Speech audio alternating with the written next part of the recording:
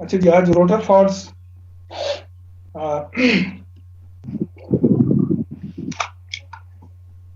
Rotor false में पहले diagram की जरा देख ली। इस डायग्राम को पहले समझिए ये क्या चीज है। ये है जनरेटर, डीसी जनरेटर, जो कि उस दिन भी हमने डिस्कस किया था, which is coupled to the shaft of the main alternator. ये शाफ्ट दिखाई गई है जी, शाफ्ट, ये लिखा हुआ जनरेटर शाफ्ट। जनरेटर शाफ्ट से मुराद ये है कि जो मेन जनरेटर है, बड़ा जनरेटर, उसके शाफ्ट के साथ ये छोटा डीसी जनरेटर कपल्ड होता है, और इसकी जो डीसी सप्लाई है, that DC supply is given to the field winding of the main generator। यहाँ पे अगेन ये जो फील्ड वाइंडिंग है, ये मेन जनरेटर की बात कर रहे हैं। इस जनरेटर की अपनी भी फील्ड वाइंडिंग है, वो यहाँ नहीं दिखाई गई, वो पिछली स्लाइड में आपने देखी थी। तो इसका जो यहाँ पे आपको ये जो नजर आ रही थी कॉन्सेप्ट, ये है स्लिपिंग। स्लिपिंग जो है, तो आपको पता है कि जो शाफ्ट रोटेट करता है मेन जनरेटर का, तो उसकी फील्ड, जो रोटर है वो रोटेट कर रहा होता है। रोटर को डीसी सप्लाई देने के लिए फ्रॉम द एक्सटर्नल सोर्स, जैसे एक्सटर्नल सोर्स है, वो हम इंटरनली देते हैं थ्रू स्लिप, सबको पता है। और फिर ये उसकी जो है वाइंडिंग है, field winding, and then negative terminal. अच्छा जी, ये तो हो गया रोटर सर्किट। इसकी नीचे जो है, ये वाला जो है, ये बेसिकली प्रोटेक्शन सिस्टम है। इसलिए कैसे काम करता है ये अभी हम डिस्कस करेंगे। तो पहले जो है ये डायग्राम आपको क्लियर होनी चाहिए। यहाँ पे थोड़े से दो पॉइंट्स जो हैं वो हम जरा देख लेते हैं। नंबर वन है the DC system is kept floating with respect to the AC ground. That is, इसका मतलब क्या है, नाइदर पॉजिटिव। फ्लोटिंग का क्या मतलब होता है, वो यहाँ पे इसका ये मतलब है, neither the positive nor the negative terminal is grounded। यानी जो डीसी जनरेटर का पॉजिटिव है और नेगेटिव, इनमें से कोई भी टर्मिनल ग्राउंड नहीं किया जाता। ठीक है जी, इसका मतलब है कि इसका फ्लोटिंग। अब जिसमें नेक्स्ट जो है, इसको फिर हम अभी एक्सप्लेन करेंगे कि ये जो है जब फ्लोटिंग में होता है तो फिर इसका मतलब क्या होता है और what happens. Any ground fault on the rotor field winding does not affect the working of the generator। ठीक है। अब ये जो है सेंटेंस का मतलब क्या है, सर आपकी आवाज ठीक नहीं आ रही जी। सबको नहीं आ रही, क्लियर नहीं आ रही सर। यस सर, नहीं सबको क्लियर नहीं आ रही, आपको इशू है यस सर जी। जी सर क्लियर नहीं आ रही, नॉइज है, नॉइज है सर। यहाँ तो क्लियर है, यहाँ आपको कोई इशू नहीं है, सबको प्रॉब्लम है। यस सर, नॉइज आ रही है। Yes sir.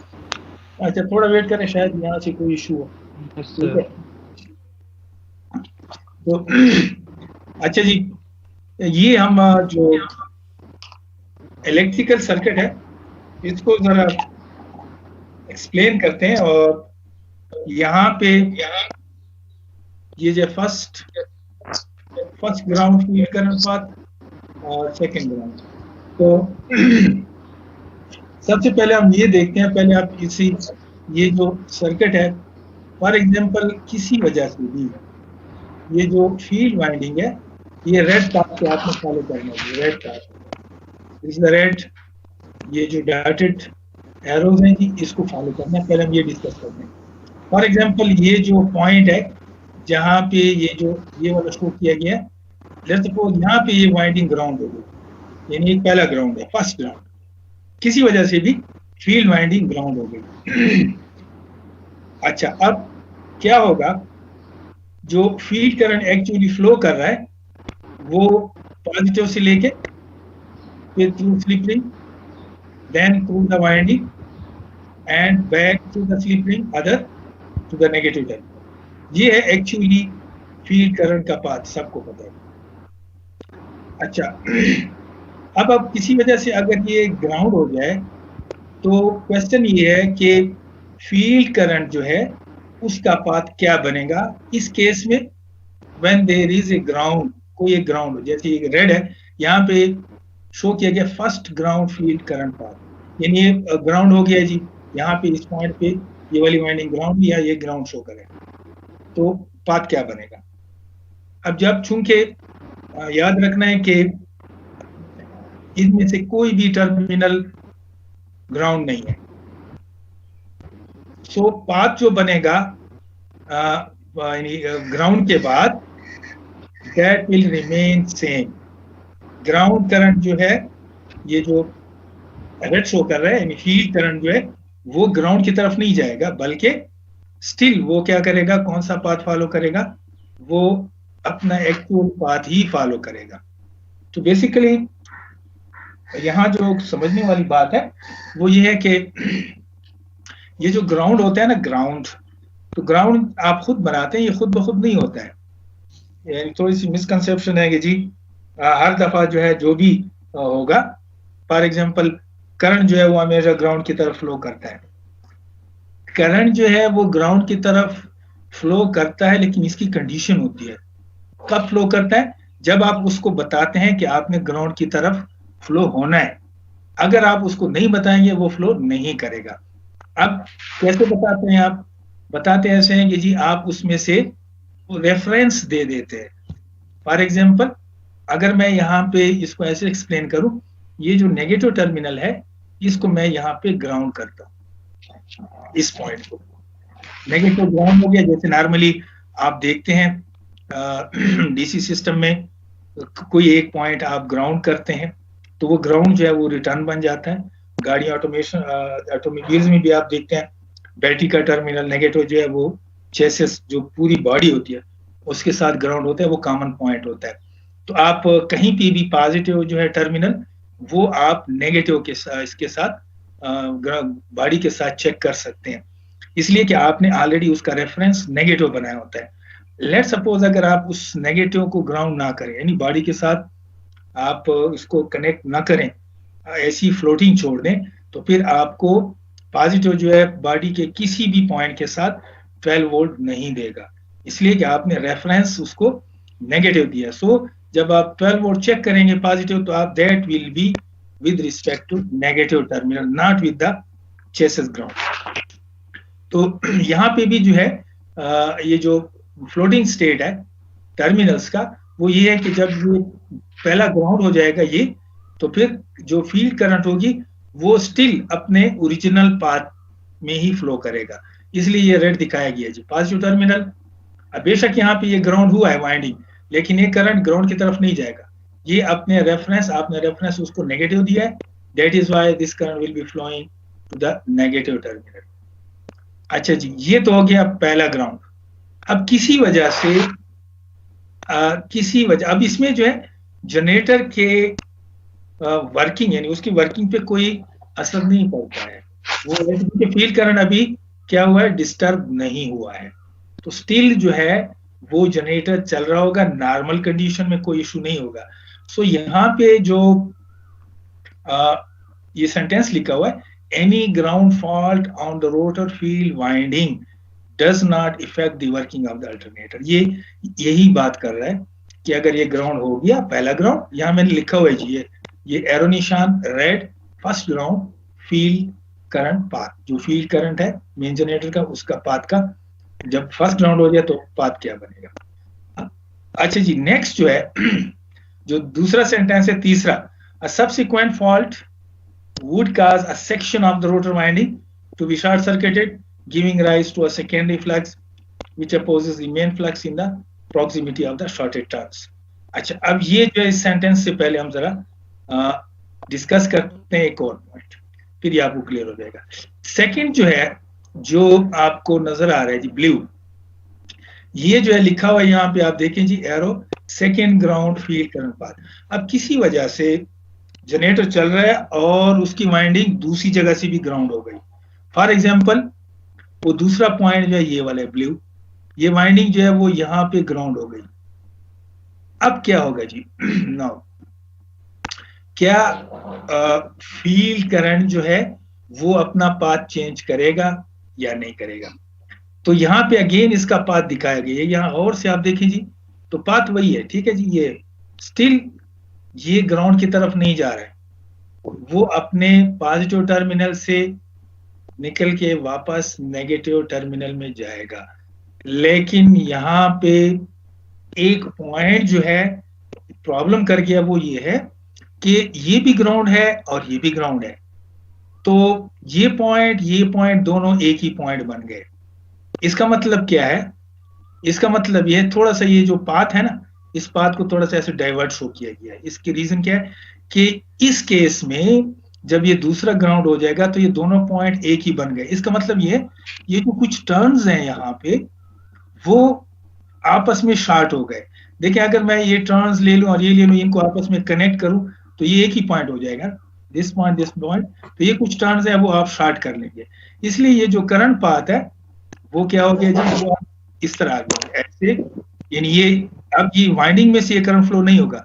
जहां पे कुछ वाइंडिंग शार्ट है तो पाथ ऐसे बनेगा, वो जो शार्टेड टर्न है यहां से जाएगा करंट, फिर यूं आके वापस नेगेटिव टर्मिनल की तरफ।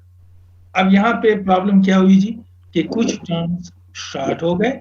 जब टर्न शार्ट हो गए तो आप सबको पता है कि ये जो फील्ड वाइंडिंग होती है ये इक्वली जो है हर पोल्स पे नंबर ऑफ टर्न्स जो है वो सेम होते हैं, फ्लक्स भी सेम होती है। यानी अगर 4 पोल्स हैं, एक यहाँ, तो चारों पोल्स में फ्लक्स डिस्ट्रीब्यूशन वो जो है इक्वल होती है। लेकिन ये टर्न्स जो है जब शार्ट हो जाते हैं तो आपको पता है कि जब टर्न शार्ट हो गया तो फ्लक्स डिस्ट्रीब्यूशन जो है वो इक्वली डिस्ट्रीब्यूट नहीं होगी इन द फील्ड वाइंडिंग। अब फील्ड यानी पोल्स की जो स्ट्रेंथ है ना, इसको आप यूं समझें कि अगर मैं कुछ टर्न शार्ट करूं, यानी मैंने टर्न्स कम कर दिए, तो डेफिनेटली फ्लक्स जो है वो चेंज हो जाएगा। तो कुछ टर्न्स में फ्लक्स जो है उसकी डिस्ट्रीब्यूशन जो है अनइवन हो जाएगी, कहीं पे वीक होगा, कहीं पे ये स्ट्रांग होगा। अब जब ये रोटर की जो पोल्स हैं उनकी स्ट्रेंथ कहीं पे वीक कहीं पे स्ट्रांग होगी, तो रोटर जो है वो कहीं पे रिपल्शन ज्यादा होगी, कहीं पे अट्रैक्शन ज्यादा होगी। तो रोटर क्या करेगा जी? रोटर जो है वो वाइब्रेट करना शुरू करेगा, क्योंकि ये जो है फॉर एग्जाम्पल ये जनरेटर है, ये ऐसे एग्जाम्पल दे रहा हूँ कि अगर ये मेन जनरेटर है और इसके अंदर ये पोल 4 पोल है, एक पोल यहाँ है, एक यहाँ है और यहाँ है। अब कुछ पोल्स जो है वो उनका फ्लक्स स्ट्रांग है, कुछ में टर्न शॉर्ट है, उसका वीक है। तो ये क्या करेगा, ये रोटर जो है, जो अंदर रोटर है ये वाला, ये कहीं पे फ्लक्स डिस्ट्रीब्यूशन जब वीक होगी ये वहां पे पुल होगा और कहीं पे ये जो है पुश होगा। तो इस पुश पुल की वजह से ये जो है रोटर ये ऐसे ऐसे वाइब्रेट करना शुरू करेगा। और इस वाइब्रेशन को हम वर्ड यूज करते हैं नॉर्मली, जो फील्ड में लोग काम करते हैं उसको एक्सेंट्रिसिटी प्रॉब्लम बोलते हैं। ठीक है, बुक्स में थोड़ा सा कम वर्ड यूज हुआ है, लेकिन वहां पे ये ज्यादा यूज करते हैं फील्ड में एक्सेंट्रिसिटी। एक्सेंट्रिसिटी का मतलब ये कि जो गैप होता है ना रोटर और स्टेटर के दरमियान, वो जो है अनइवन हो जाती है, यानी कहीं पे ज्यादा कहीं पे कम, क्योंकि ये रोटर जो है वो वाइब्रेट करता है। तो इसमें पॉसिबिलिटी ये हो सकती है कि रोटर जो है वो स्टेटर के साथ रगड़ने का, यानी फ्रिक्शन जो टच होगा। अगर ये वाइब्रेट करता है तो आपको पता है कि लेट्स सपोज 4 mm गैप होता है, 4 से 10 mm gap between the stator and the rotor. तो इतने कम गैप में अगर थोड़ा भी वाइब्रेट करेगा it will touches the stator. तो रोटर और स्टेटर जब टच होते हैं आपको पता है तो डेफिनेटली मैकेनिकली डैमेज होगा। इसलिए ये जो तीसरा सेंटेंस है, a subsequent fault would cause a section of the rotor winding to be short circuited। ये जो है सेक्शन ऑफ द रोटर जो है ये शॉर्ट सर्किट हुआ है और giving rise to a secondary flux।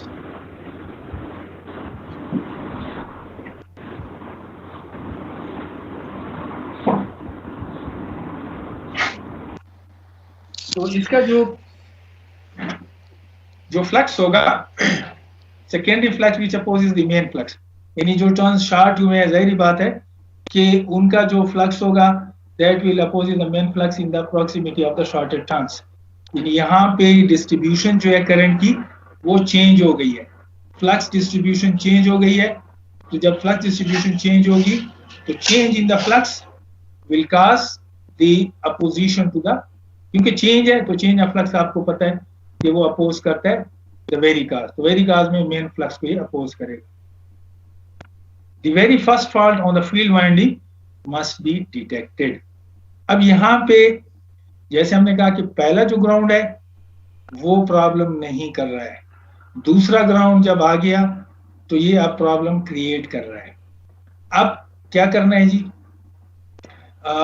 यहाँ पे जो सॉल्यूशन है वो ये है द वेरी फर्स्ट फॉल्ट, क्योंकि अगर ये सेकंड ग्राउंड आ गया तो आपको पता है second ground is very dangerous, और इसमें ये हो सकता है कि पूरा जनरेटर ही जो है वो डैमेज हो जाए मैकेनिकली, जब ये आगे आपस में स्टेटर और रोटर जो है वो आपस में कोलिजन करें।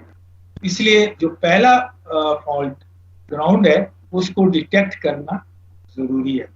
जब आप डिटेक्ट कर लेंगे तो फिर उसके आगे जो उसका रेमेडियल एक्शन है वो आप ले सकते, ठीक है जी। तो ये जो है ये तो प्रॉब्लम हो गई कि जी इसको कैसे जो है आपने जो फर्स्ट ग्राउंड है और सेकंड ग्राउंड है ये प्रॉब्लम कैसे क्रिएट करता है। अब ये है कि इसको कैसे जो है आप डिटेक्ट करेंगे और फिर आगे जो है आपने प्रोटेक्शन इसकी करनी है। जी इसमें कोई क्वेश्चन है रोटर फॉल्ट में? No sir. No sir. अच्छा जी, अब हम आते हैं इसकी जो है सॉल्यूशन की तरफ और प्रोटेक्शन में। ये सर्किट आपके सामने है जी, ये पूरा जो है यहाँ पे ये कंप्लीट सर्किट है प्रोटेक्शन, और थोड़ा सा जो है आगे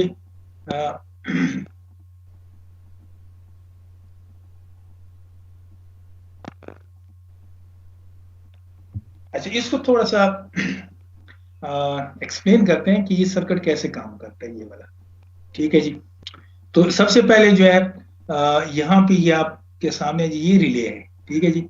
कोई भी रिले आप यूज कर सकते हैं, यानी जैसे आर्मेचर अट्रैक्शन रिले आप यूज कर सकते हैं, ठीक है। यहाँ पे लिखा है और करंट रिले, और करंट रिले कोई भी हो सकती है, इसमें टाइम सेटिंग है, प्लग सेटिंग है उसी तरह है, ठीक है जी। और करंट जो है यहाँ पे बेसिकली डीसी है, तो डेफिनेटली आप आर्मेचर अट्रैक्शन टाइप रिले आप लगा सकते हैं अगर इलेक्ट्रोमैकेनिकल में लगानी है। माइक्रो प्रोसेसर बेस्ड रिले जो है इज वेरी इजी, वो आप इसकी जगह जैसे अब रिसेंट जो है यूज हो रही है तो उसमें इसकी जगह माइक्रो प्रोसेसर बेस्ड रिले आप इजीली लगा सकते हैं। अच्छा यहाँ पे ये सर्किट दिखाया गया जी रिले है, फिर रिले का जो ट्रिप है वो यानी जब ऑपरेट होगी रिले तो इसमें अलार्म भी आएगा, ठीक है जी। इस अलार्म को भी आप यूज कर सकते हैं और आगे जो है ट्रिपिंग भी कर सकते हैं। लेकिन सबसे पहले जो है इसका जो है जो पहला ग्राउंड है डिटेक्शन, उसके लिए नॉर्मली अलार्म को यूज किया जाता है। इसमें आपकी मर्जी, आप जनरेटर की ट्रिपिंग भी कर सकते हैं, लेकिन चूंकि आपको पता है हमने देख लिया कि पहला ग्राउंड जो है वो जनरेटर के वर्किंग पे कोई प्रॉब्लम क्रिएट नहीं करता है, इसलिए जो है ज्यादातर जो इसका लॉजिक यूज होता है वो ये होता है कि आप अलार्म जनरेट कर दें, और डेफिनेटली जो कंट्रोल रूम में बंदा बैठा हुआ है मॉनिटरिंग वाला, उसके पास अलार्म जाएगा कि ये आपका रोटर जो है, जो जनरेटर का रोटर है वो ग्राउंड हुआ है, तो वो डेफिनेटली क्या करेगा, वो दूसरा जनरेटर चलाएगा, फिर जब वो चला के अपना सारा सिस्टम सेट कर लेगा उसके बाद इस जनरेटर को बंद करें। यानी नॉर्मली प्रैक्टिस यही होती है। लेकिन अगर आपके पास जो है आप कहते हैं नहीं जी सेंसिटिव है, इसको जो है फौरन आपने ट्रिपिंग करानी है तो आप ट्रिप भी कर सकते हैं, उसका कोई इशू नहीं है। अच्छा जी, अब ये वर्किंग ये काम कैसे करेगा जी, थोड़ा सा इसकी वर्किंग आप जरा देख लें। यहाँ पे एसी सप्लाई है, फिर ट्रांसफार्मर है, आइसोलेशन ट्रांसफार्मर सबको पता है, ये 1:1 का ट्रांसफार्मर होता है और नॉर्मली कंट्रोल सप्लाई में बहुत ज्यादा यूज होता है। बेसिकली क्या करता है, इट आइसोलेट्स दिस, ये जो इस टाइप की इस साइड से जो पावर है या सर्किट है और ये वाला जो सर्किट है उसको आपस में इलेक्ट्रिकली आइसोलेट करते हैं। बेशक magnetically they are coupled but electrically they are isolated. अच्छा, इसका जो सेकेंडरी है that is given to the bridge rectifier full wave, और यहाँ पे और से देखना है जी, ये जो है पॉजिटिव टर्मिनल है और ये नेगेटिव टर्मिनल है, ठीक। अच्छा, यहाँ पे इस टर्मिनल को ग्राउंड किया गया, नेगेटिव को ग्राउंड किया गया, पॉजिटिव को जो है, यानी ये जो नेगेटिव है that is with respect to this positive grounded. इसके बाद इसको जो है ये रिले के कॉइल के साथ कनेक्ट किया है और फिर इसको यहाँ पे कनेक्ट किया है इसके नेगेटिव के साथ। एंड अब ये जो है काम कैसे करेगा जी, फॉर एग्जांपल अगर ये जो है ग्राउंड नहीं है, फॉर एग्जांपल कोई भी जो है पॉइंट ग्राउंड नहीं, जनरेटर नॉर्मल चल रहा है, कोई जो है उसकी वाइंडिंग ग्राउंड नहीं है, तो क्या ये रिले जो है काम करेगी इस केस में? तो इसको आप गौर से देखें जी, इस रिले का जो एक टर्मिनल है वो है यहाँ पे पॉजिटिव, दूसरा टर्मिनल जो है ये वाला है, वो टर्मिनल ये रिले कब ऑपरेट होगी, जब इस दूसरे टर्मिनल को नेगेटिव मिलेगा विच इज ग्राउंडेड। यहां से आप देखिए, यानी इसका ये पॉजिटिव कॉइल के इस एंड के साथ कनेक्ट है, तो इस रिले को पॉजिटिव और नेगेटिव दोनों चाहिए तब ये रिले ऑपरेट होगी। पॉजिटिव तो आपने दे दिया, नेगेटिव आपने दिया है ग्राउंड के थ्रू, अब इसका नेगेटिव जो है वो कनेक्ट है यहाँ पे, ठीक है जी, बाकी कोई पाथ नहीं है कहीं पे भी। अच्छा, अब किसी वजह से अगर फॉर एग्जांपल पहले ग्राउंड नहीं है, कोई भी ग्राउंड नहीं है, रिले ऑपरेट नहीं होगी इस केस में। क्यों? इसलिए कि इसके ये जो टर्मिनल है वो ग्राउंड नहीं है, पॉजिटिव ऑफ कोर्स ग्राउंड नहीं है, लेकिन ये कब ऑपरेट होगा, जब इसको ये नेगेटिव मिलेगा या ग्राउंड मिलेगा। अब अगर जनरेटर ग्राउंड हुआ, अब आप देखिए पाथ क्या बनेगा जी, ये पाथ बनेगा। जब ये ग्राउंड हुआ तो करंट जो है वो इस पॉइंट से यहाँ पे वापस आ गया जी, ये अब क्लोज पाथ बन गया। देखिए जी, पॉजिटिव से करंट फ्लो हुआ थ्रू द कॉइल आईडीसी, ये आ गया जी, एंड यानी इस पॉइंट को ग्राउंड मिल गया। जब मिल गया तो ये रिले ऑपरेट हो गई। अब आ गया, जैसे मैंने बताया कि इसको आप अलार्म भी दे सकते हैं या आप इसकी ट्रिपिंग भी करा सकते हैं सर्किट ब्रेकर की। तो इसलिए जो है ये जो है जो रिले है ये इसी तरह काम करेगी। तो पहला जब पहली डिटेक्शन हो गई ग्राउंड की, उसके बाद रेमेडियल एक्शन ली। यहाँ पे आपको क्रॉस नजर आ रहा है, ठीक है, ये क्रॉस इसलिए शो किया था कि ये दोनों ग्राउंड है, तो ये अंदरमियान वाली वाइंडिंग वो जीरो हो जाएगी।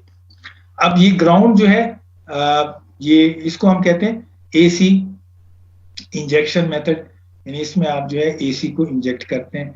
डीसी इंजेक्शन भी होती है, एसी इंजेक्शन भी होती है, तो दैट डिपेंड्स। तो ये इसका जो है ऑपरेटिंग प्रिंसिपल है प्रोटेक्शन सिस्टम का, कि रोटर फॉल्ट को आप कैसे डिटेक्ट करते हैं। जी, इसमें कोई क्वेश्चन है?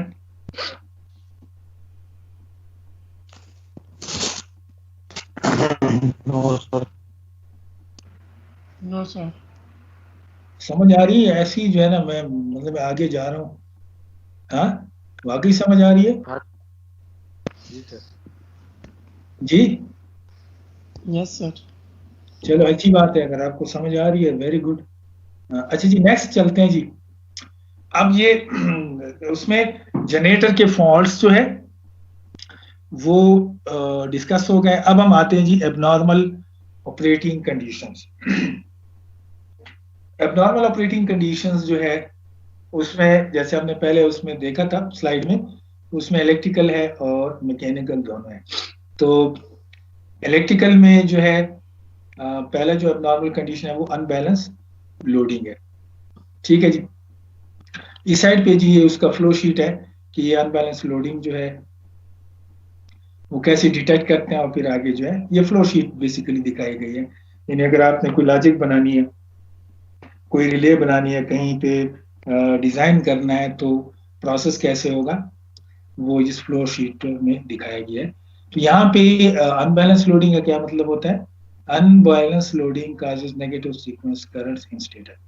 अनबैलेंस लोडिंग का मतलब ये होता है कि जो तीनों फेजेस हैं उस पे लोड करंट जो है वो सेम ना हो, इसको हम कहते हैं अनबैलेंस लोडिंग।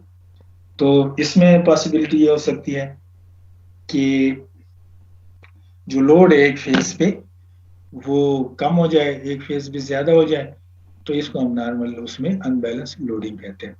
अभी अनबैलेंस लोडिंग जो है, अगर पीएसए में आप लोगों को याद होगा, आप जब अनबैलेंस या अनसिमेट्रिकल फॉल्ट्स कैलकुलेट करते हैं तो उसके लिए जो टूल यूज होता है वो होता है सीक्वेंस करंट्स का।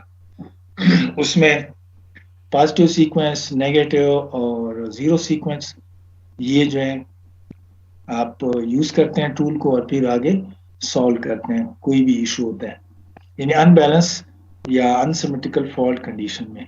सिमेट्रिकल फॉल्ट कंडीशन में आपके पास सिंपल, आपने पढ़ा होगा थेवेनिन्स थ्योरम हम यूज करते हैं, एक ही फेस पे कैलकुलेशंस करते हैं।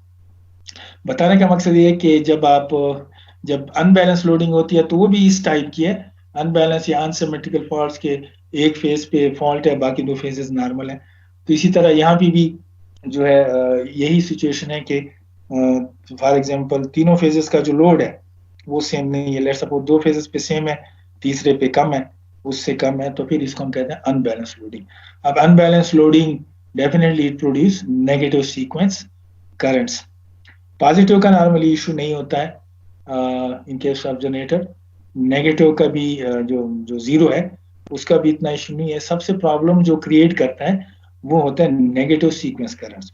जब भी अनबैलेंस लोडिंग होगी तो जो नेगेटिव सीक्वेंस स्टेटर जो करंट फ्लो, वो करंट फ्लो होगा स्टेटर में, नेगेटिव सीक्वेंस स्टेटर और major MF rotates at speed minus ns।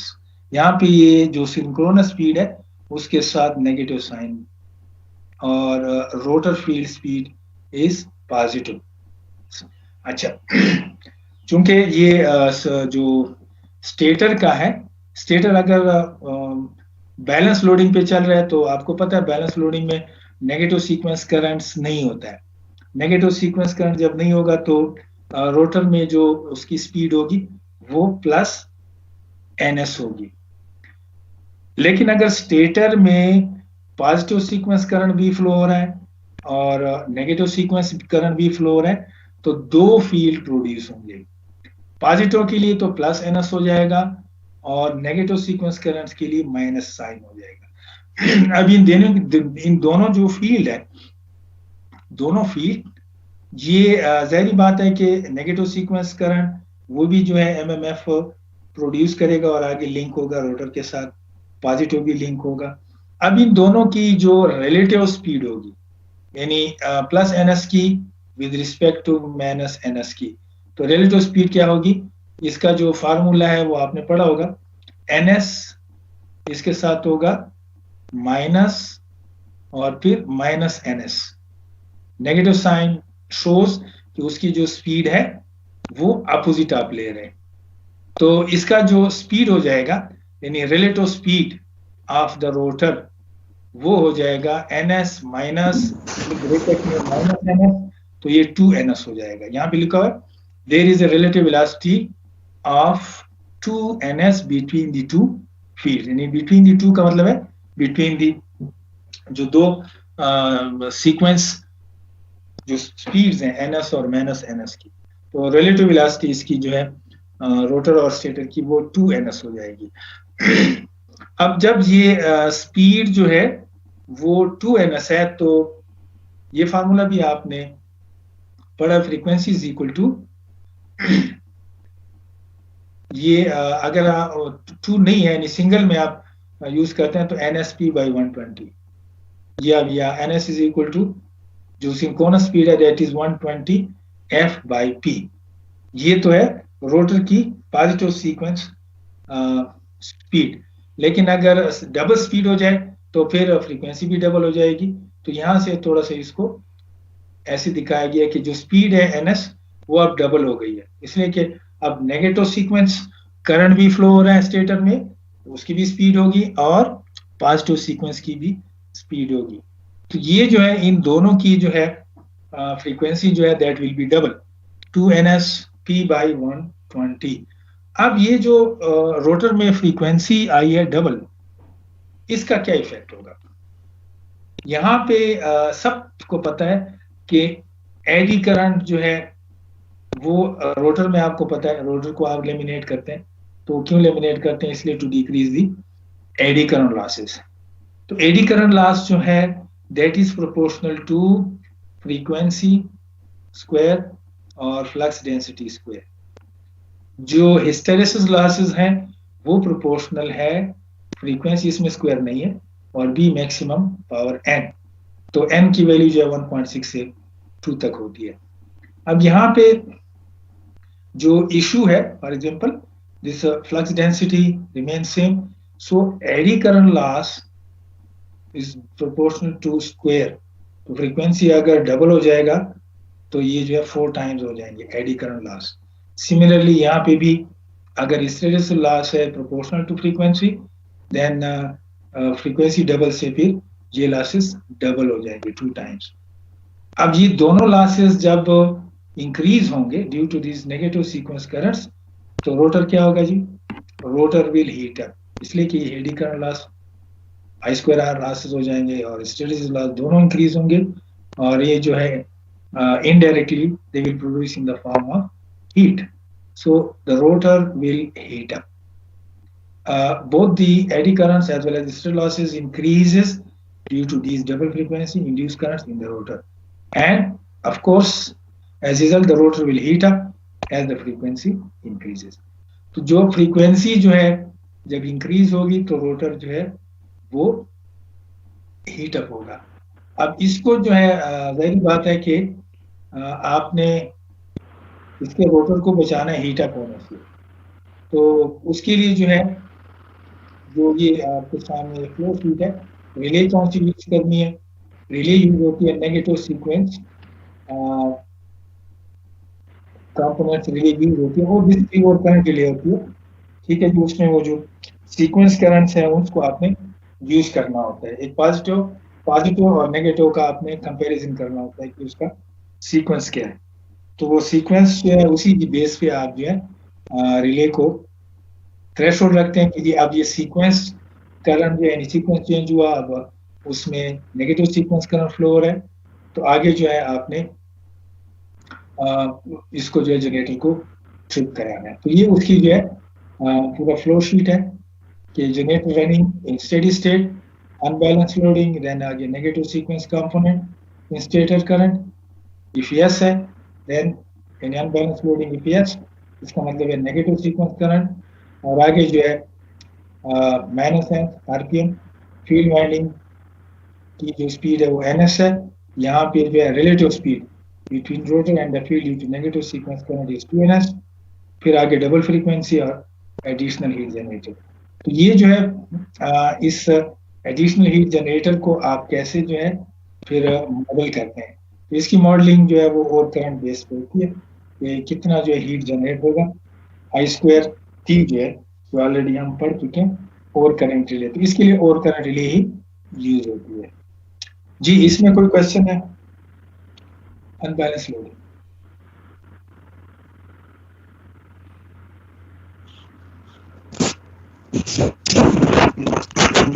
नहीं सर है जी?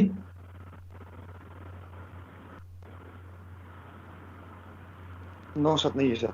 अच्छा जी, अब आप नेक्स्ट जो है ओवर स्पीडिंग है जी। जी हम आते हैं जी कि ओवर स्पीडिंग जो है वो जनरेटर में कैसे होती है। ये आपके सामने जी जनरेटर है और जनरेटर कनेक्ट है यहाँ पे प्राइम मूवर के साथ, स्पीड उसकी जो है ns, pm मैकेनिकल पावर है which is given to the generator, pe is the electrical power which is given to the grid, यानी यहाँ पे बस बार लगे और ग्रिड को पावर दे रहे हैं। तो यहाँ पे consider that a turbo alternator is supplying its rated real electrical power pe to the grid and its mechanical power pm is nearly equal to p। इसका जो pm है वो nearly equal to pe except for the losses। losses को let's suppose अगर आप simplification के लिए neglect करते हैं तो जितना मैकेनिकल पावर है उतना ही इलेक्ट्रिकल पावर जनरेट हो। अदरवाइज प्रैक्टिकली जो है पीएम जो है वो पी प्लस लॉसेस के इक्वल होता है, लेकिन लॉसेस को हम पावर टाइम भी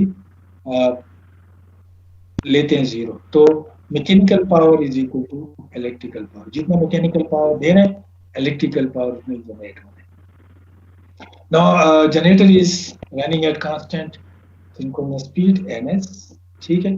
अच्छा, किसी वजह से भी और कोई भी रीजन हो सकता है जनरेटर ट्रिप कर गया, यानी इसके अपने फॉल्ट्स में जनरेटर जो है वो ट्रिप कर गया and disconnected from the grid. जब ये डिस्कनेक्ट होगा आपको पता है तो फिर इसका जो ब्रेकर है जो ग्रिड के साथ कनेक्ट है वो आइसोलेट हो गया जी। तो किसी फॉल्ट की वजह से ये ब्रेकर जो है इस ग्रिड से जनरेटर को वो आइसोलेट कराता है। अब क्या होगा जी, दी मैकेनिकल पावर। अब यहाँ पे एक चीज नोट कर लें कि इस तरह नहीं होता है कि जो ही जनरेटर बंद हुआ तो पीछे से जो मैकेनिकल इनपुट है वो उसको ब्रेक लग गए, ऐसा नहीं होता है। इसलिए कि रीजन ये है कि for example specially thermal power station में आप प्राइम मूवर को कभी भी एब्रप्टली जो है आप स्टॉप नहीं करते हैं। इसलिए रीजन ये है कि जो टरबाइन है वो क्योंकि हॉट गैसेज होती है, स्टीम होती है, उसको आप जो है फौरन स्टॉप नहीं करते हैं, बल्कि स्लोली जो है आप उसका स्टीम ऑफ करते हैं, फिर स्लो स्पीड पे आप टरबाइन को चलाते हैं ताकि जो इसके ब्लेड्स हैं, आपने पढ़ा ब्लेड्स जो है वो कूल डाउन हो जाए। अगर आप एब्रप्टली जो है इसको बंद करेंगे तो फिर उसमें प्रॉब्लम हो सकती है कि ब्लेड जो है वो डैमेज हो जाए। तो कूलिंग जो मेथड होता है, जिस तरह हीटिंग प्रोसेस होता है उसी तरह कूलिंग प्रोसेस भी स्लो होता है, एकदम से आप उसको कूल नहीं करते हैं बल्कि स्लोली स्लोली। अब यहाँ पे आप देखेंगे कि अगर जनरेटर जो है यहाँ पे ये P 0 हो गया लेकिन स्टिल मैकेनिकल पावर जो है वो फुली कनेक्ट है, अभी तक कोई स्टीम जो है बंद नहीं किया, तो क्या होगा। अब आपको पता है जी कि PM जो है जब आप देते हैं तो फिर PE इसका हमेशा अपोजिट काम करता है, ऑलवेज, पता है आपको। जब तक ये कन्वर्जन अपोजिट नहीं होगी उस वक्त तक आप इलेक्ट्रिकल पावर नहीं ले सकते। तो जब P 0 हो गया तो PM को अपोजिशन जो है इसकी 0 हो गई। अब PM क्या होगा, थोड़ा सा ये आगे हाई स्पीड की तरफ चला जाएगा, यानी अपने सिंक्रोनस स्पीड से for the very small position ये जाएगा हायर स्पीड पे। इसको हम कहते हैं over speeding. The mechanical power input cannot be suddenly reduced to 0. Generator has full input mechanical power but no output electrical power, so the machine accelerates to dangerously high speeds. अब आपको पता है कि जो भी मशीन डिजाइन होती है उसकी अपनी जो है ये स्पीड के लिए डिजाइन होती है, या आप उसकी ओवर स्पीडिंग नहीं कर सकते हैं। जो फेट रेटेड स्पीड होती है उसी स्पीड पे आप चला सकते हैं। तो इसलिए अगर मशीन जो एक्सेलरेट करेगा from its normal speed तो it is dangerous। तो यहाँ पे machine जो accelerates if the mechanical input is not quickly reduced by the speed governing mechanism, तो उसमें क्या हो जाएगा कि मशीन आहिस्ता आहिस्ता मजीद, क्योंकि आपको पता है इसका वेट होता है, इसका भी वेट होता है, तो अगर ये ओवर स्पीडिंग की तरफ जाएगा तो ये काफी टाइम लेता है। इसलिए जो है आपने क्या करना होता है, you have to decrease the mechanical input quickly by the speed governing mechanism। तो इसकी जो स्पीड आपको पता है कि स्पीड कैसे वो करते हैं, वो स्पीड गवर्निंग मैकेनिज्म होता है जो आहिस्ता आहिस्ता इस जनरेटर को बंद करते हैं, ठीक है जी। और मैकेनिकली डेफिनेटली जो है ताकि ये अपने रेटेड स्पीड से नीचे पे आ जाए, तो इसको हम कहते हैं जी ओवर स्पीडिंग। अब ओवर स्पीडिंग जो है इसको कैसे डिटेक्ट करना है, क्योंकि ये भी प्रोटेक्शन है, प्रोटेक्शन में आता है, और अगर आप इसकी प्रोटेक्ट नहीं करेंगे तो ओवर स्पीडिंग डिटेक्शन जो है वो कैसे करते हैं जी। उसके लिए बहुत इजी जो है जो मेथड है वो ये है कि यहाँ पे दिखाया गया जी, या तो आप टेको जनरेटर यूज करें, ये जी टेको जनरेटर, या आप रिले यूज करें, ठीक है जी। इसमें दो जो है आपके पास डिटेक्शन मेथड हैं। तो टेको जनरेटर अगर किसी ने देखा हो, ये टेको जनरेटर क्या होता है बेसिकली, ये भी उसी जनरेटर के शाफ्ट पे, यानी आप अगर किसी इंडस्ट्री में या किसी लैब में अगर आपने देखा है किसी मोटर की स्पीड जो है वो अगर आप शो करना चाहते हैं किसी डिस्प्ले पे, तो आप क्या करेंगे, उसके लिए जो है आपके पास डिफरेंट मेथड हैं। उसमें एक मेथड ये है कि आप मोटर की शाफ्ट पे एक डीसी जनरेटर लगा दें और उस डीसी जनरेटर का जो आउटपुट है, जाहिर बात है वो आपको वोल्टेज के फॉर्म में देगा। इसी वोल्टेज को आप कन्वर्ट कर दें इसमें स्पीड में, ठीक है जी। तो स्पीड जो है वो आप यानी आप डिस्प्ले भी कर सकते हैं, आप उसमें एक कन्वर्टर लगाएं, वो कन्वर्टर क्या करेगा, वो डीसी जनरेटर के वोल्टेज को कन्वर्ट करेगा स्पीड में और वहां पे आपको डिस्प्ले भी होगा। तो अगर फॉर एग्जांपल इसको मैं ऐसे कि शॉर्ट के साथ आपने जनरेटर कनेक्ट किया, उस जनरेटर की आउटपुट जो है वो है 0 से 50 वोल्ट फॉर एग्जांपल, और मोटर की स्पीड है 0 से लेके 1480 आरपीएम तक, ठीक है जी। अब ये जो है मोटर अगर फुल स्पीड पे चलेगा तो जनरेटर भी आपको फुल वोल्टेज देगा 50 वोल्ट, आगे जो कन्वर्टर होगा वो इसको कन्वर्ट कर देगा 1480 आरपीएम में। अब अगर मोटर की स्पीड कम होती है, फॉर एग्जांपल हाफ पे आ गया, तो जब हाफ होगा तो आपको पता है कि डीसी जनरेटर जो है उसकी आउटपुट जो है वो डायरेक्ट थ्री प्रोपोर्शन होती है स्पीड के, ये आप सबको पता होना चाहिए। तो जब स्पीड मोटर की कम होगी, फॉर एग्जांपल 1480 से वो नीचे आ गया 740 पे, 740 पे वो डीसी जनरेटर आउटपुट देगा 25 वोल्ट, वो भी हाफ हो जाएगा, वही 25 वोल्ट आगे जो है डिस्प्ले शो करेगा 740 आरपीएम। तो ये जो है बहुत आसान मेथड है कि आप जो है ओवर स्पीडिंग को डिटेक्ट करें। तो यहाँ पे भी टेको जनरेटर आप लगाएं सॉफ्ट के साथ जो जनरेटर है। अब जनरेटर अगर ओवर स्पीडिंग पे जाएगा, फॉर एग्जांपल रेटेड स्पीड है जो सिंक्रोनस स्पीड है 1500 आरपीएम फॉर एग्जांपल या 3000 आरपीएम है, उस पे आउटपुट वोल्टेज दे रहा है 50 वोल्ट जनरेटर, तो वो आपको शो कर रहा है वहां पे डिस्प्ले पे 1500 आरपीएम। अब ओवर स्पीडिंग जब करेगा तो डेफिनेटली जो शाफ्ट है वो 15 आरपीएम से ज्यादा पे जाएगी, तो जनरेटर भी 50 वोल्ट की बजाय हो सकता है आपको 60 वोल्ट दे।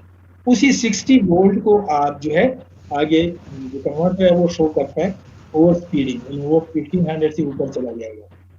इससे इसी तरह जो है आप डिटेक्शन कर सकते हैं। दूसरा जो है वो ओवर फ्रीक्वेंसी है, यहाँ पे दूसरी रिले ओवर फ्रीक्वेंसी रिले, ये भी सेम मेथड है। आप देखें जब वोल्टेज जो है वो अगर सॉफ्ट आरपीएम बढ़ेंगे तो आपको पता है कि जनरेटर के सॉफ्ट आरपीएम को जब आप बढ़ाते हैं you are increasing the frequency of the output voltage, ठीक है। तो उस आउटपुट वोल्टेज को आप सैंपल लें और वो आप रिले को दें। उसी सैंपल में जब ये ओवर स्पीडिंग पे जाएगा तो वोल्टेज सैंपल की फ्रीक्वेंसी जो होगी वो 50 हर्ट्ज की बजाय ऊपर जाएगी, उसी को जो है वो रिले डिटेक्ट करेगी एज ए ओवर स्पीडिंग। तो यहाँ पे दिखाया गया जी, या तो आप टेको जनरेटर में या ओवर फ्रीक्वेंसी रिले यूज करें and over speeding if yes start steam supply to the turbine, यानी यहाँ पे जो पेट एप्लीकेशन है वो स्टीम को यूज किया गया या बाकी जो भी सोर्स है उसको आप स्टॉप कर दें and start shut down of the generator. इसके बाद जनरेटर की आप शट डाउन करें आहिस्ता आहिस्ता, ठीक है जी, स्लोली। ये प्रोसेस जो है थोड़ा सा लंबा होता है, स्टार्टिंग प्रोसेस भी लंबा होता है स्टीम का और स्टॉपिंग प्रोसेस भी लंबा होता है। तो ये जो है ओवर स्पीडिंग है कि ओवर स्पीडिंग को आप कैसे डिटेक्ट करते हैं और प्रोटेक्ट करते हैं। जी इसमें कोई क्वेश्चन है जी?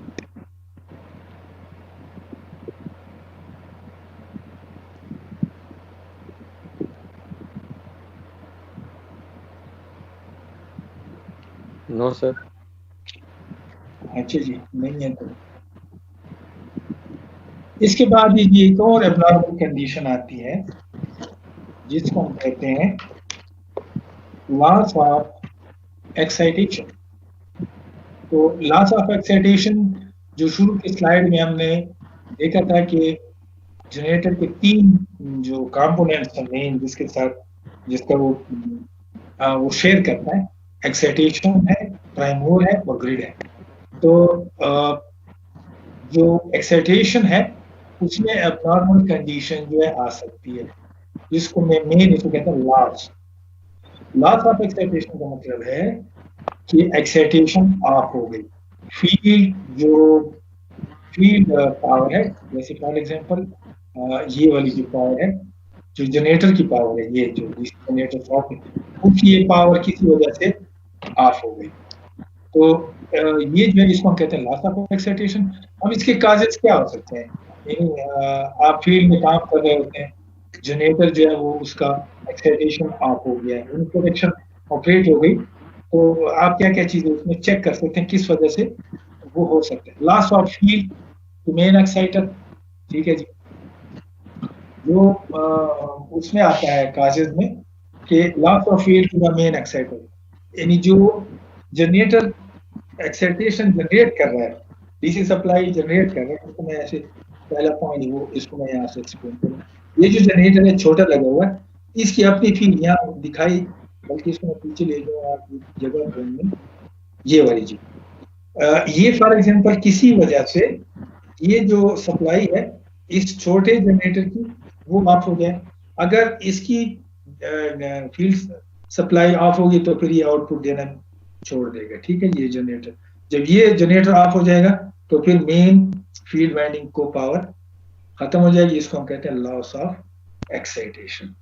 तो ये जी पहला काज है कि जो छोटा जनरेटर है उसकी अपनी फील्ड जो है वो ऑफ हो गई किसी वजह से। नेक्स्ट जो काज है वो है accidental tripping of the field breaker. जो फील्ड ब्रेकर लगा होता है इसका मेन जनरेटर का, वो किसी वजह से ट्रिप कर गया। बाज़ औक़ात ये भी हो सकता है किसी ने ऐसी ही जो है ना गड़बड़ कर दी, जाते हुए गुजरते हुए उसने ब्रेकर को ऑफ किया। जनरेटर की छोटा सा ब्रेकर लगा होता है फील्ड एक्साइटेशन का, तो वो जब ऑफ हो गया तो डेफिनेटली जो है उसकी फील्ड सप्लाई बंद हो गई। इसी तरह अगर शॉर्ट सर्किट है फील्ड वाइंडिंग में, वो आपने प्रोटेक्शन लगाई हुई है तो वो ऑपरेट हो गई। Poor brush contact in the exciter, इसको आप इस तरह एक्सप्लेन करते हैं जी। ये जो यहाँ पे ये आपके सामने ये जो है स्लिपरिंग लगे हुए हैं, ये तो अगर इनके ऊपर जो ब्रशेस लगे होते हैं उनका कांटेक्ट नहीं होगा तो फिर ये जो डीसी पावर है ये अंदर इस फील्ड को नहीं मिलेगी, जिससे मेन जनरेटर का फील्ड जो है वो, यानी इसको लॉस ऑफ एक्साइटेशन। नेक्स्ट जो है इसका वो है field circuit breaker latch failure. हर ब्रेकर में एक लैच होता है, यानी जब ब्रेकर आप ऑन करते हैं तो वो मैकेनिकली लैच हो जाता है, यानी वो नीचे नहीं गिरता है, वो अपनी जगह पे होल्ड हो जाता है। तो उसमें भी मैकेनिकली जो है अगर ये लैच काम करना छोड़ गया तो ब्रेकर खुद ब खुद नीचे गिर जाता है, ऑफ हो जाता है। ये भी काज हो सकता है। और loss of AC supply to the excitation system, ठीक है जी। जो एसी सप्लाई है, यानी इसको आप यूं समझें कि अगर आप एसी यूज करें, एसी जनरेटर डीसी की बजाय, तो उसका वो एसी जो है वो सप्लाई खत्म हो गई रेक्टिफायर को, जिससे जो है फील्ड जो है वो फील्ड सप्लाई जीरो हो जाएगी। तो these are the some causes of the loss of excitation. अब लॉस ऑफ एक्साइटेशन जब होती है तो फिर इससे क्या प्रॉब्लम क्रिएट होती है, पहले इसको ये समझना है, उसके बाद फिर प्रोटेक्शन देखेंगे इसकी, इसको कैसे प्रोटेक्ट किया जाता है। तो पहले इसका इफेक्ट देखते हैं कि what is the effect of the loss of excitation. तो सबसे पहले जो है इस साइड पे जो है, अगर आप गौर से देखें जी, ये दो डायग्राम है आपके सामने, मैकेनिकल है, फिर आगे जो है फील्ड करंट है, और ये है ग्रिड, ठीक है जी। अच्छा, यहाँ पे चूंकि हमारा अभी जो प्रॉब्लम चल रहा है वो है फील्ड से रिलेटेड, तो हम यहाँ पे ये मैकेनिकल इनपुट ये हम लेंगे कि जी कांस्टेंट चल रही है, इसमें कोई इशू नहीं है, ये नॉर्मल है, ठीक है जी। अब पहला जो है, जो पहली डायग्राम है उसमें लिखा हुआ है जी before loss of excitation, it means के फील्ड करंट नॉर्मल चल रही है, ठीक है जी। और जनरेटर जो है वो ग्रिड को पीई भी दे रहे हैं और क्यूई भी दे रहे हैं, दोनों दे रहे हैं। ठीक है जी, सबको पता है कि जनरेटर जब नॉर्मल चल रहा होता है तो वो ग्रिड को जो है या सिस्टम को पी भी दे रहा होता है और क्यू भी दे रहा है। यहाँ पे आप देखें जी, a generator delivering the complex power S, ये एस है जी, और पी प्लस जे क्यू, सबको पता है जी, to the grid, figure A. अच्छा जी, फिगर बी में जो है अगर आप गौर से देखें तो यहाँ पे अब एबनॉर्मल कंडीशन आ गई। क्या आ गई जी? लॉस ऑफ एक्साइटेशन हो गया जी। लॉस ऑफ एक्साइटेशन जब हो गया, यहाँ पे आप गौर से देखिए लिखा हुआ है जी, field current I F become zero, इसको हम कहते हैं लॉस ऑफ एक्साइटेशन। ठीक है, तो after loss of excitation what will happen, ये चीज समझने वाली है जी। और इसमें आपने पढ़ा होगा जनरेटर में, उसमें दो पावर्स होती हैं। ठीक है जी, एक है इलेक्ट्रिकल पावर, एक है जो पी यानी किलोवाट, और दूसरा है केवीएआर जिसके साथ जे लिखा हुआ है, क्यू वार।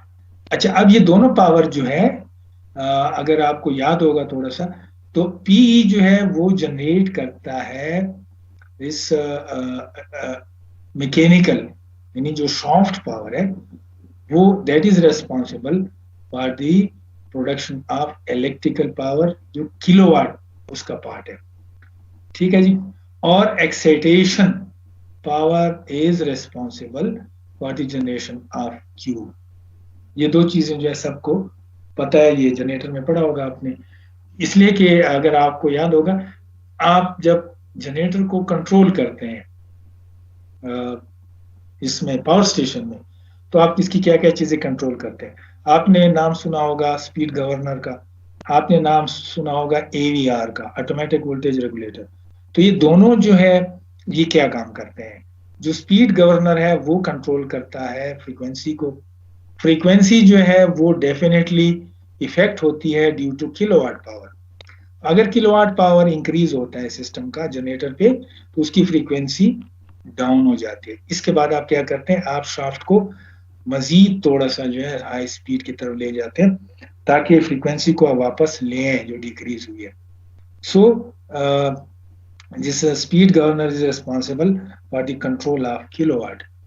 अब आते हैं जो क्यू है, that is controlled by the excitation, जिसको हम कहते हैं automatic voltage regulator. AVR is responsible for the control of Q यानी वार।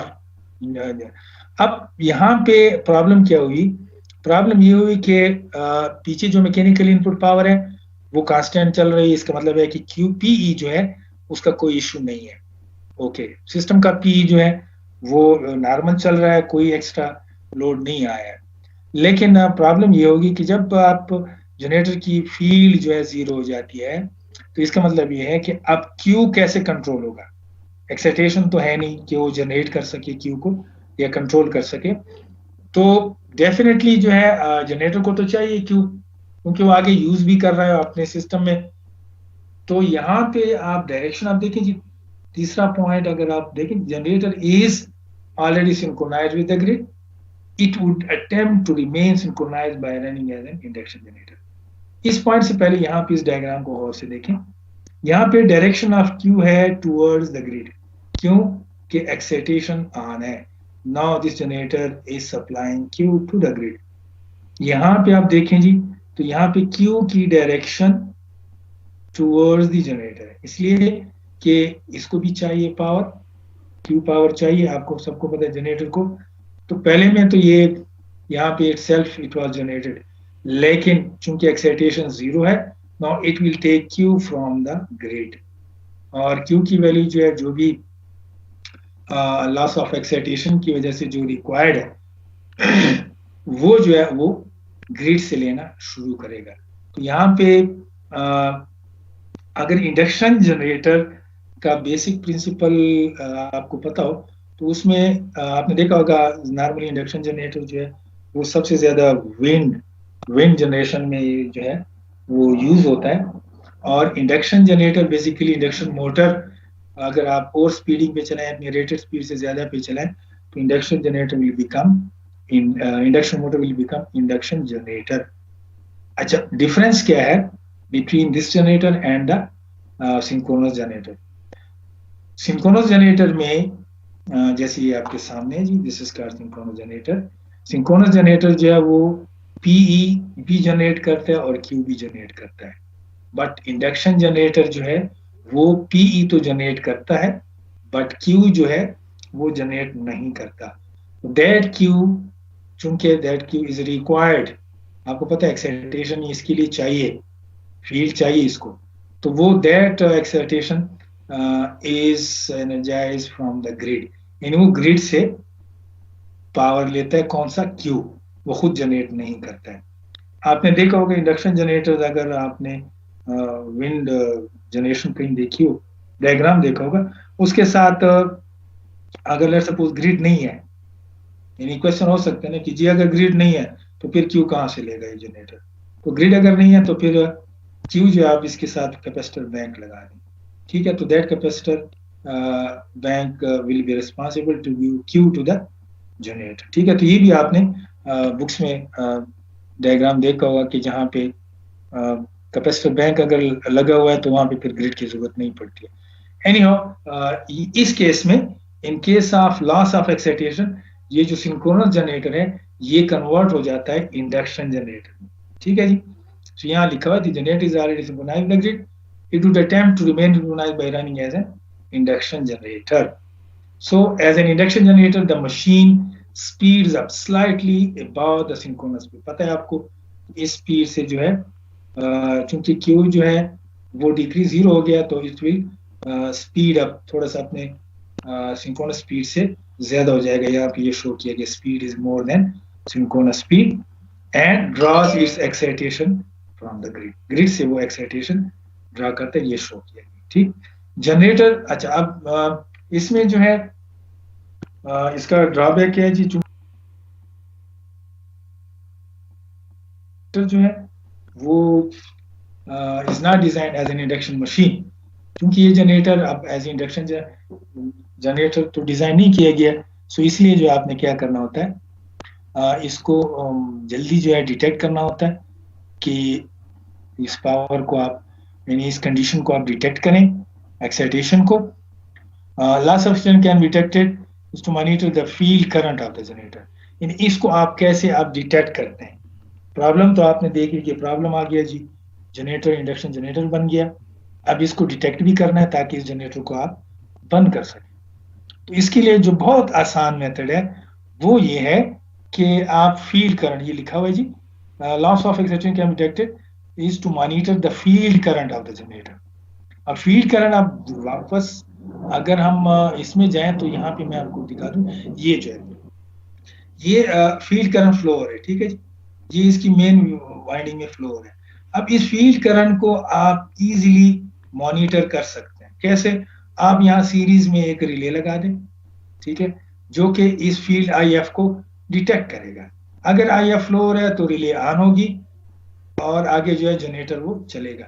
अगर ये IF किसी वजह से भी 0 हो गया, जाहिर बात है कि वायर ओपन हो गया, ब्रेकर जो भी काजेस हमने पढ़े, तो IF 0 हो जाएगा, रिले ऑफ हो जाएगी और उसी रिले का कॉन्टैक्ट जो है वो आगे आप इसको डिटेक्शन में आप यूज करें और अलार्म वगैरह दें, जिसमें आप इसको कहते हैं लॉस ऑफ फील्ड अलार्म जो है वो वहाँ पे कंट्रोल रूम में आप यूज करें या PLC में यूज करें, जैसे भी है उसका कंट्रोल सर्किट ऑटोमेशन में।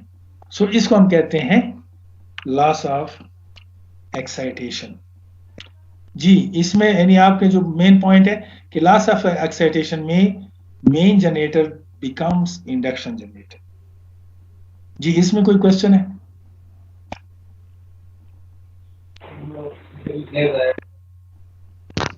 जी no sir. No sir, okay जी। अच्छा जी, सर इतना काफी है आज के लिए जी। लेट मी फिनिश, ये आखिरी स्लाइड है जी, जनरेटर प्रोटेक्शन की आखिरी स्लाइड है, ठीक है जी। तो इसको बस फिनिश करते हैं 5 मिनट, ठीक है जी, उसके बाद स्टार्ट। ओके जी, अब लास्ट जो है नॉर्मल कंडीशन में लॉस ऑफ प्राइम मूवर, ठीक है जी। हमने 3 पार्ट्स पढ़े जी, ग्रिड है वो आइसोलेट होता है तो क्या होता है, फिर एक्साइटेशन अगर ऑफ हो जाए फिर क्या होता है। अब अगर लेट सपोज प्राइम मूवर जो है वो डिकपल हो जाए, ठीक है जी, यानी जो जनरेटर के साथ प्राइम मूवर कनेक्ट है, किसी वजह से भी वो जो है डिस्कनेक्ट होता है, व्हाट विल हैपन। तो यहाँ पे ये आपके सामने है जी डायग्राम, इसमें ये मैकेनिकल इनपुट जा रही है जी पीएम, और एक्साइटेशन ऑफ कोर्स नॉर्मल है, तो जनरेटर जो है वो ग्रिड को पीई भी दे रहा है, क्यू भी दे रहा है, ठीक है। So this is the before loss of prime mover. अब क्या होता है जी कि प्राइम मूवर जो है जब डिस्कनेक्ट हो गया, अभी हमने पिछली स्लाइड में डिस्कस किया कि prime mover is responsible for the production of kilowatt, यानी पीई। पी जो है वो प्राइम मूवर जो है वो जनरेट करता है सिंपल वर्ड्स में। तो यहाँ पे आप देखें जी दूसरी डायग्राम में कि अगर प्राइम मूवर जो है वो डिस्कनेक्ट हो गया, मतलब डिस्कनेक्शन कुछ भी हो सकता है, कपलिंग ओपन हो गई, स्टीम बंद हो गई, जो वाटर वो है वो बंद हो गया जी, किसी वजह से भी जो है प्राइम मूवर वो जनरेटर से डिस्कनेक्ट हुआ। Now what will happen. अब यहाँ पे आप गौर से देखिए, आपको एरोज नजर आ रही है, तो इसका मतलब ये है कि अब जो है पी जो पीई है वो क्या हो जाएगी, पीई जीरो हो गई, यानी जनरेटेड पावर जो है जीरो हो गया। क्यों कि प्राइम मूवर ही कनेक्ट नहीं है, तो फिर पी कैसे कनेक्ट हो गया। लेकिन यहाँ पे जो आपको शो किया गया यहाँ पे दूसरी डायग्राम में, यहाँ पे पीई जो क्यू है, क्यू वो क्यू चूंकि एक्साइटेशन ऑफ नहीं है, तो जनरेटर अभी भी स्टॉप नहीं हुआ, चल रहा है। एक्साइटेशन ऑन है, प्राइम मूवर तो ऑफ हुआ है, लेकिन ये चूंकि एनर्जी है ना इस रोटर का, तो थोड़ा सा ये अभी भी चल रहा है। जब ये चल रहा है और क्यूई भी दे रहा है सिस्टम को, आगे कुछ भी नहीं है, इसका मैकेनिकल इनपुट पावर जीरो है, लेकिन अगर ये चल रहा है और ग्रिड के साथ कनेक्ट है, तो ये कौन सी मशीन बन जाएगी, क्वेश्चन ये, ठीक है जी। यानी एक ऐसी मशीन बन गई है जो कि ग्रिड के साथ कनेक्ट है और ग्रिड को ये क्यू दे रही है, ओनली क्यू, पी नहीं दे रही, इसलिए कि ऑलरेडी प्राइम मूवर इसका निकल चुका है, तो पीई जीरो हो गया। इस किस्म की मशीन जो है वो आपने परफेक्ट इंप्रूवमेंट में पढ़ी होगी, सिंक्रोनस मोटर, ठीक है जी। तो सिंक्रोनस मोटर जो है वो क्या करती है, सिंक्रोनस मोटर को आप अंडर एक्साइटेशन में, अगर यानी एक्साइटेशन को आप लो कर दें और मैकेनिकल लोड उस पर न डालें, यानी बिल्कुल उसको मैकेनिकल लोड जीरो, तो उस टाइम जो सिंक्रोनस मोटर है that will act as a capacitor. तो आप देखें जी कि ये जो है कैपेसिटर बेसिकली क्या करता है, capacitor it gives Q to the system, ठीक है जी। इसलिए यहाँ पे लिखा है the machine continues to remain synchronized with the grid running as a synchronous motor.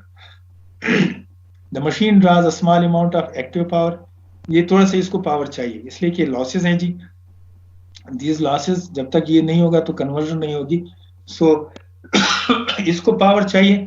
तो ये जो लॉसेस हैं, लॉसेस के लिए वो क्या, चूंकि ग्रिड से कनेक्ट है, सो पी की डायरेक्शन जो है, यानी अब ये चूंकि मोटर बन गई है, तो आपको पता है कि मोटर जो है it takes power from the grid, motor takes power from the grid, और in this very case the motor gives Q to the grid. अब ये कौन सी मोटर बन गई, ऐसी मोटर जो कि पावर पी यानी किलोवाट पावर ग्रिड से लेती है और क्यू पावर जो है यानी केवीआर वो ग्रिड को देती है। इस किस्म की मोटर को हम कहते हैं सिंक्रोनस मोटर, ठीक है जी। तो यहाँ लिखा है at the same time the machine supplies reactive power to the grid since its excitation is intact. So इसकी जो है, अब ये जो एबनॉर्मल कंडीशन है कि मोटर जो है यानी सिंक्रोनस जनरेटर अब बन गई है सिंक्रोनस मोटर। अगेन जनरेटर चूंकि डिजाइन नहीं है कि इसको आप एज ए सिंक्रोनस मोटर चलाएं, इसलिए इसकी डिटेक्शन फौरन जरूरी है और फिर आगे इसको आपने ट्रिप कराना है। सो इसकी डिटेक्शन के लिए जो है बहुत सिंपल रिले ऑलरेडी हम पढ़ चुके हैं, डायरेक्शनल पावर रिले, अगर याद होगा, डायरेक्शनल ओवर करंट या डायरेक्शनल पावर रिले। तो इसमें आप देखें कि जिसमें कौन सी पावर जो है वो डिटेक्ट हो रही है, पी पावर, ठीक है जी। अगर आपको याद होगा हमने उसकी डेरिवेशन भी की थी कि वी आई कॉस थीटा। तो यहाँ पे जो है ये दिखाई गई है जी, यहाँ पे ये जनरेटर है, उसके साथ ये जो है प्राइम मूवर कनेक्ट है और इसकी डिटेक्शन के लिए जो है यहाँ पे डायरेक्शन रिले लगी हुई है। साहब याद है आपको कि हमने डायरेक्शन रिले में पीटी का सिग्नल भी देना होता है और करंट का भी। तो वो क्या करेगा, नॉर्मल करंट ये चल रहा है, देखिए जी यहाँ पे जो ये डायरेक्शन चेंज होगी तो ये पी डायरेक्शन चेंज हो गई, डायरेक्शन चेंज होगी तो रिले सेंस करेगी कि लॉस ऑफ प्राइम मूवर हो गया, and then it will trip the circuit breaker of the generator from the grid. यहाँ पे नजर आ रहा है जी, ये ट्रिप सिग्नल जनरेट करेगी और ये ब्रेकर ऑफ हो जाएगा, जनरेटर जो है वो ग्रिड से आइसोलेट हो जाएगा। So this is the, in case of loss of prime mover the synchronous generator becomes synchronous motor. ठीक है जी, तो ये जो है these are the abnormal operating conditions. जी इसमें कोई क्वेश्चन